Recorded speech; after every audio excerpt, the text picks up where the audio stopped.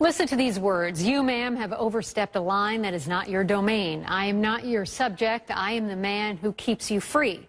Those words are from a former Marine to Democratic Senator Dianne Feinstein of California, telling her that he would not register his weapons with the government even if her proposed ban on assault weapons is passed. The letter started on a CNN report and has gained lots of attention online. Joshua Boston, an Afghanistan veteran, joins me now from Louisville. Your reports, Joshua, have gone viral, more than 250,000 views in the last few days. What made you write it, and did you ever think that it would get so much attention? I didn't expect it to get as much attention as it did, but these things happen. I wrote it because I kept seeing in the news this debate about gun control, and all the points being brought up by Senator Feinstein, a lot of it's misinformation, and it seems to be, it's fear-mongering that she's spreading, and it's being perpetrated by the media as well. There's just not a whole lot of double-checking and not a lot of facts coming out in this discussion. Well, you wrote this letter. I'm curious, is it in regards to any proposed assault weapon ban or specifically the senators? Specifically the one she posted up on her webpage a few days ago. She says she intends to bring it in as soon as possible in this next congressional session. So what will you do if an assault weapon ban is passed?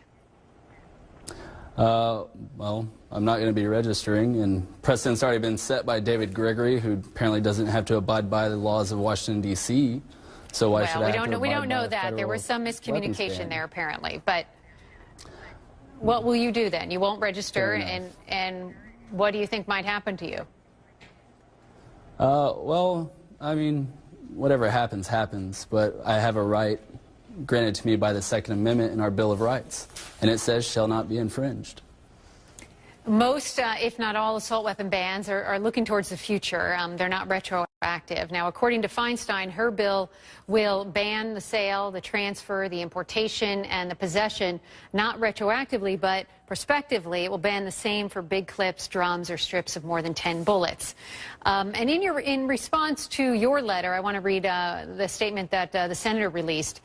She writes, Senator Feinstein respects Corporal Boston's service. She has heard from thousands of people, including many gun owners, who support her plan to stop the sale, transfer, importation, and manufacturing of assault weapons and large-capacity magazines, strips, and drums that hold more than 10 rounds. As Senator Feinstein has said, the legislation will be carefully focused to protect the rights of existing gun owners by exempting hundreds of weapons used for hunting and sporting purposes. That was from her office. What do you make of that? I'm still confused as to where the hunting and sporting clause is in the Second Amendment. It's nowhere to be found in the Bill of Rights or the Constitution, so I don't understand what she means.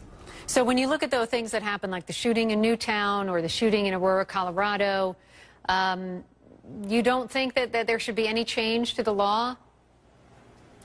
The laws we have are extensive. I mean, there's over 2,000 gun laws as it is, and the fact of the matter is predators are amongst us, and we have to recognize that fact. We don't live in a utopia. Our citizens have to be armed to protect themselves from these madmen. So what is the solution then? I mean, is that the solution to stop these tragedies, for everyone to be armed? How do you stop this from happening again?